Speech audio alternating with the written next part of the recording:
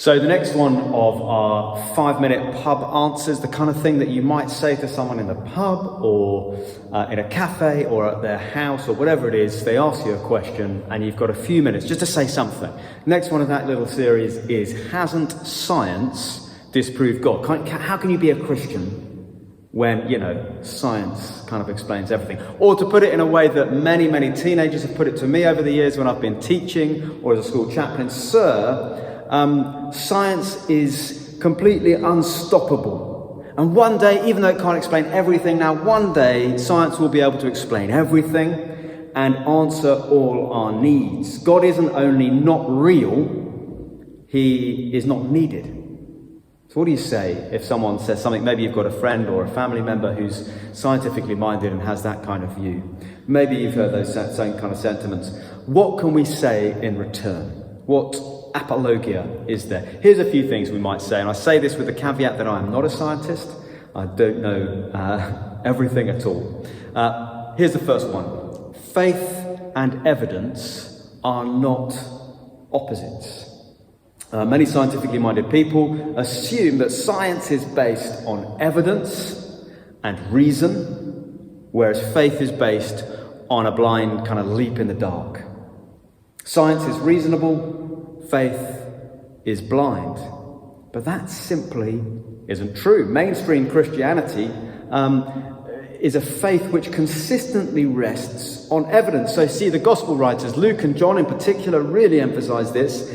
The gospel writers refer to their eyewitness accounts as evidence to believe these things about Jesus, precisely because they know that it's unusual and therefore requires unusual evidence. And the Bible puts forward nature itself as part of the evidence for God's existence. There is evidence for the person of Jesus. He is an historical figure who can be investigated, unlike many other religious figures. Jesus is historical. Faith and science are not opposites. Second, science and faith are closer than you might think. So first, many of the scientific greats from kind of the Newton onwards, i.e. the modern scientific age, were Christian believers.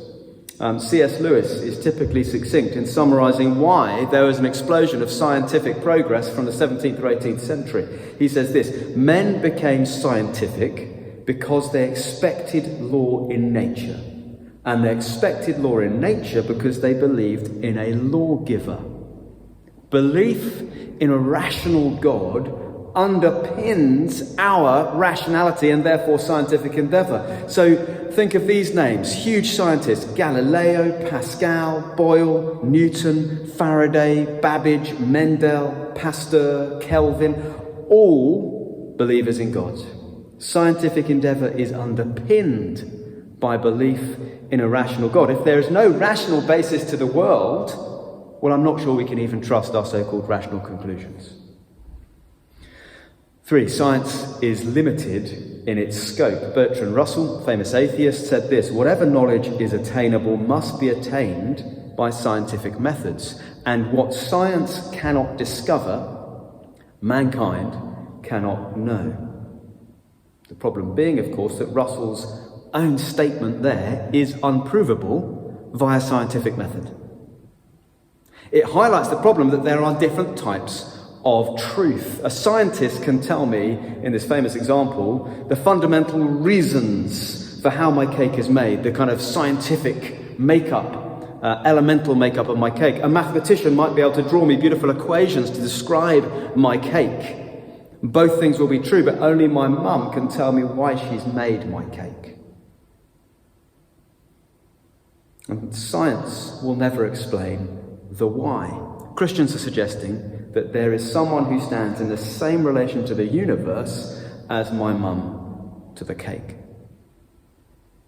4th, scientists and believers must both make an inference to the best explanation. So that's kind of scientific method, isn't it? An inference to the best explanation. You look at the data and then you make an inference to the best explanation that explains the data.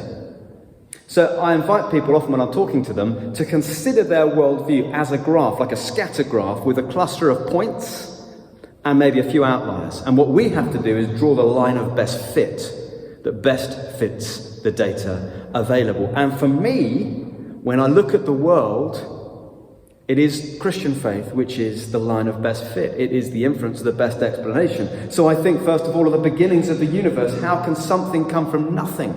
That is not scientific. It makes more sense to me that God would be eternal than that matter, inanimate matter, would be eternal. And so I have plotted that bit on the graph. Then I think about the conditions of life, the so-called Goldilocks syndrome. Just right, unbelievably unlikely that the conditions for life would be right, and yet they are. Again, that for me is a little pointer on the data on the graph for God's existence. Then I think of my experience of the world, and I think of my sense of meaning, my sense of morality, my sense and kind of experience of love. Those things are fundamental to human existence, and yet a universe without God, purely scientific materialist view, a universe without God has to say that those things, meaning, morality and love, are actually delusional. They are not really real. Now that for me does not fit the line of best fit of my experience of the world. Yes, as a believer in God, there are some outliers. There are some things where I look at it and I don't know quite how I explain that.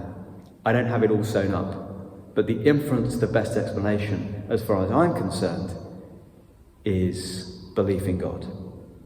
A couple of books to recommend. John Lennox has written 2 brilliant books. First, God's Undertaker, Has Science Buried God? Really, really good. I recommend that. John Lennox is a professor, emeritus professor of mathematics at Oxford University. Big brain and big faith. He's also written a book called Can Science Explain Everything? It's a bit shorter. Really good book to encourage you or to give to scientific inquirers.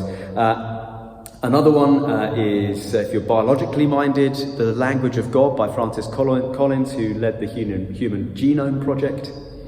Really good from a kind of faith point of view and a science point of view. And then if you're interested in physics, what I'm just reading at the moment, I haven't got a copy with me, is called God, Stephen Hawking and the Multiverse. So really looking at kind of Stephen Hawking, obviously a huge figure in physics, and belief in God. Recommend those books to you. Hope that was helpful. Thanks.